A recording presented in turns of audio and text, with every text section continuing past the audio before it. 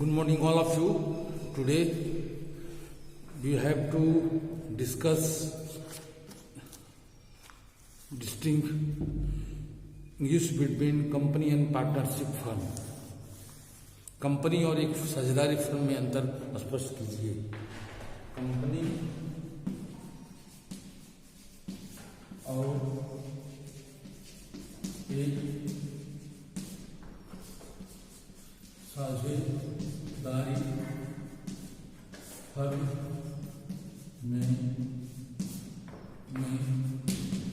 अंतर स्पष्ट करें।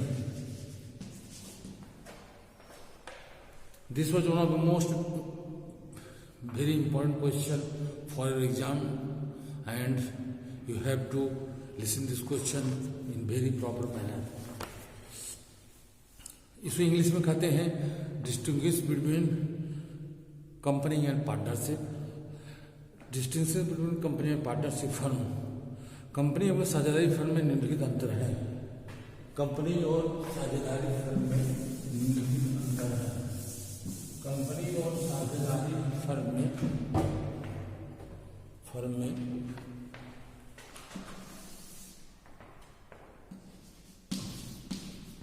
निम्नलिखित अंतर है।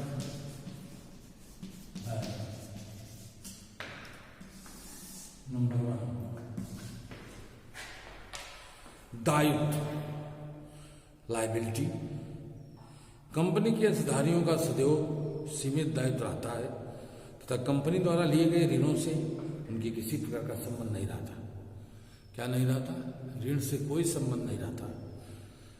परंतु साझेदारी फर्म में प्रत्येक साझेदार पर उस फर्म द्वारा लिए गए ऋणों के दायित्व का पूर्ण भार व्यक्तिगत रूप से रहता है।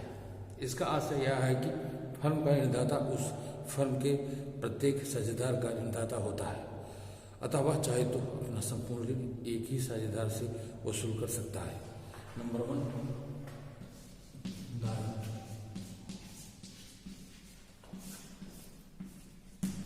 लायबिलिटी।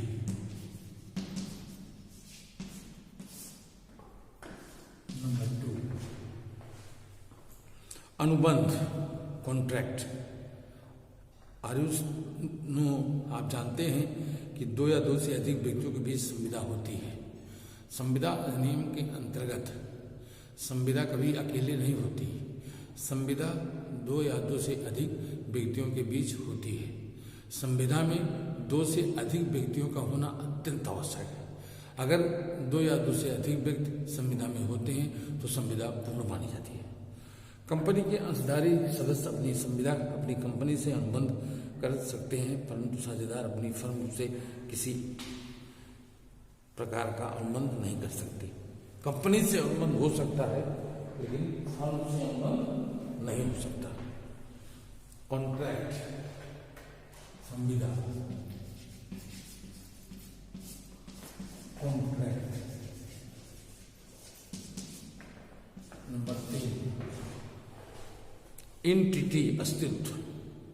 आपको पता होना चाहिए कि कोई भी फर्म, कंपनी या कोई भी कार्य, कोई भी एसोसिएशन, अगर उसका अस्तित्व है तभी उसको पूर्ण रूप से अस्तित्व के रूप में देखा जा सकता है। कानूनी कंपनी को वैधानिक व्यक्तित्व प्राप्त होने के कारण उसका अस्तित्व उसके सदस्यों से पूर्ण तरह पृथक होता है। कंपनी का अस्तित्व अलग होता है, उसके सदस्यों का अस्तित्व अलग होता है। परंतु साझेदारी फर्म का सदस्यों से अलग व्यक्तित्व नहीं होता, लेकिन साझेदारी फर्म से उसके व्यक्तियों का व्यक्तित्व अलग नहीं होता, उसमें सम्मिलित होता है। व्यक्तित्व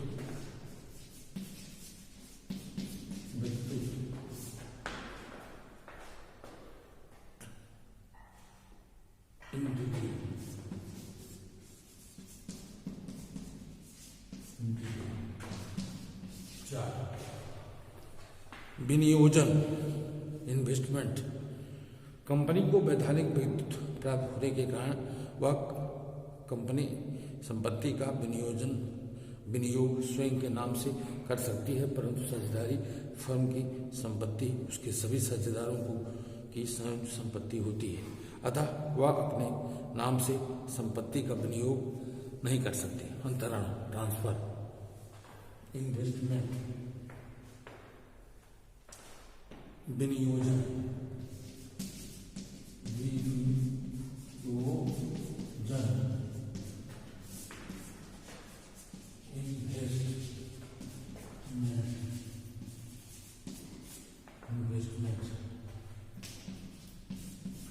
इन्वेस्टमेंट, विनियोजन।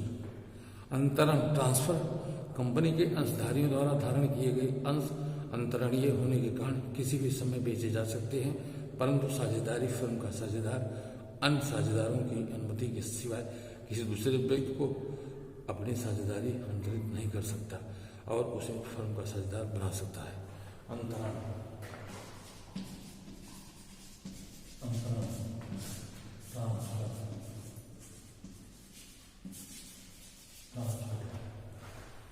स्थायित्व, स्टेबिलिटी। आपको पता होना चाहिए किसी भी व्यापार में स्थायित्व का होना अति आवश्यक है।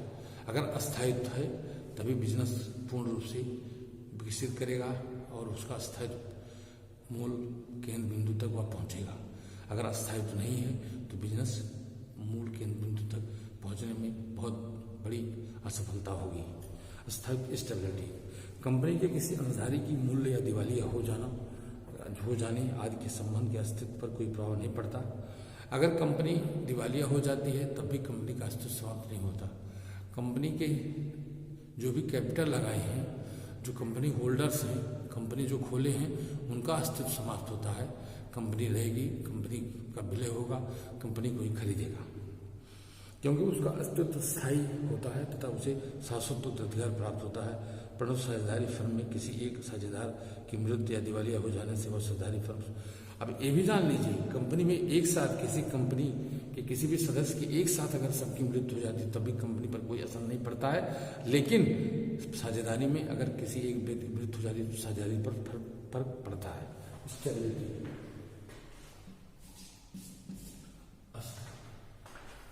अस्थायित्व,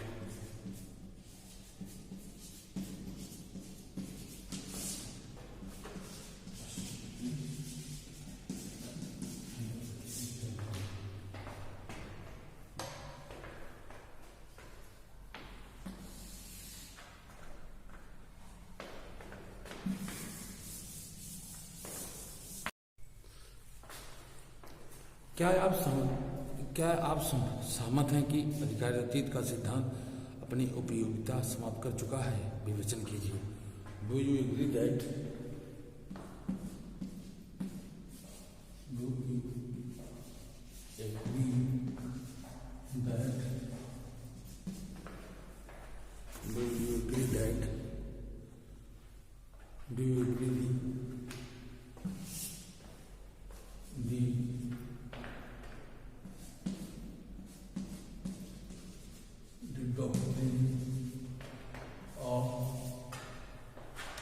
doctrine of ultra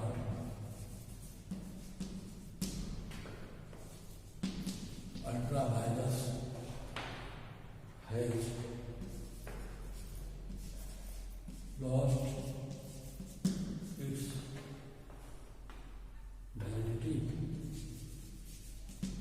validity discussed.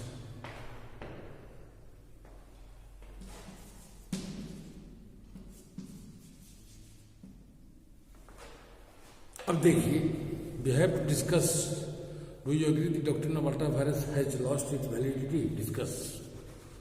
अब इसको हिंदी में भी कहते हैं, कंपनी के संबंध में अधिकारित सिद्धांत की उचित उदाहरण की व्याख्या कीजिए। Explain the doctrine of ultra vires in relating to companies with the help of suitable examples. What do you mean by doctrine of ultra vires? Discuss the exceptional of this rules. Discuss the exceptions of this rules. Company के निर्माण में संगम ज्ञापन का महत्वपूर्ण योगदान है। वह संगम ज्ञापन के है जो कंपनी के क्षेत्राधिकार को निर्धारित करता है। दूसरे शब्दों में यह कहा जा सकता है कि संगम ज्ञापन कंपनी के अधिकार क्षेत्र को सुनिश्चित करने वाला एक महत्वपूर्ण प्रलेख अथवा दस्तावेज है। It is one kind of document and और you can say that it is documentary evidence. Guinness बनाम land corporation of Ireland 1882 chancellor divisions 359 के मामले में यह कहा गया कि संगम ज्ञापन एक ऐसा प्रलेख है जिसमें ऐसी मूलभूत दशाएं निहित रहती हैं जिनके आधार पर कंपनी निर्मित होने की अनुमति प्राप्त कर सकती है। Ashbury railway carriage and company iron company limited बनाम जीचे 1875 LR2HL 653 के मामले में यह अभिनिर्धारित किया गया है कि संगम ज्ञापन एक ऐसा क्षेत्र है जिसके बाहर कंपनी की कार्यवाही विस्तारित नहीं हो सकती। यदि किसी कंपनी का कोई कार्य उसके ज्ञापन में नियत उद्देश्य की सीमा के बाहर चला जाता है तो वह कार्य अधिकारातीत होने के कारण प्रभाव शून्य हो जाता है। इससे यह स्पष्ट हो जाता है कि कंपनी का संगम ज्ञापन मेमोरेंडम ऑफ एसोसिएशन कंपनी का उद्देश्य निर्धारित करने वाला एक महत्वपूर्ण दस्तावेज है। कंपनी अधिनियम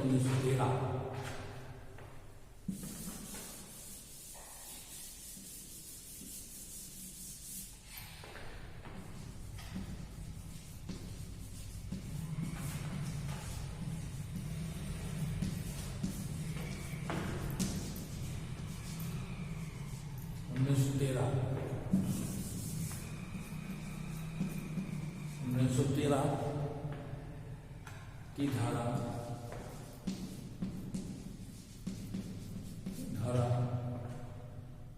4(1)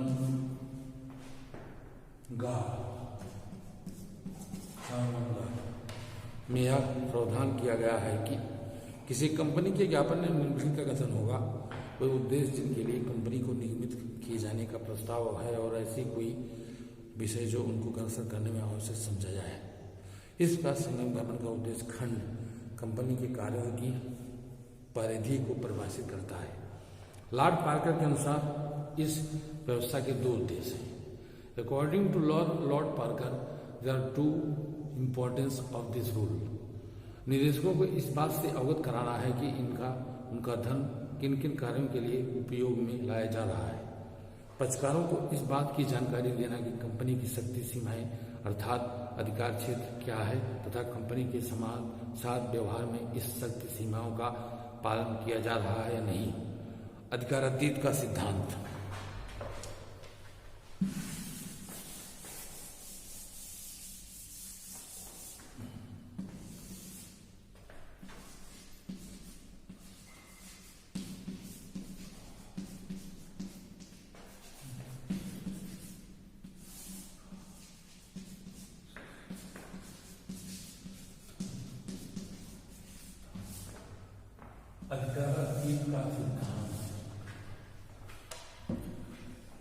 प्रत्येक कंपनी को अपने अधिकार क्षेत्र में रहकर कार्य करना होता है, अर्थात उसे वही कार्य करने होते हैं जो जंगम ज्ञापन के उद्देश्य खंड में बताए गए हैं। उद्देश्यों का उल्लंघन कर कोई कार्य नहीं किया जा सकता।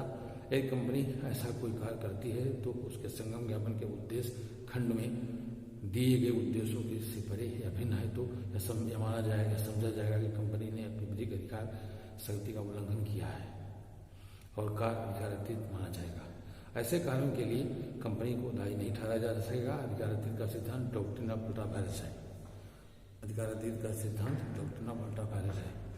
कंपनी के उद्देश्यों के संदर्भ में अधिकारातीत कार्य दो प्रकार के हो सकते हैं।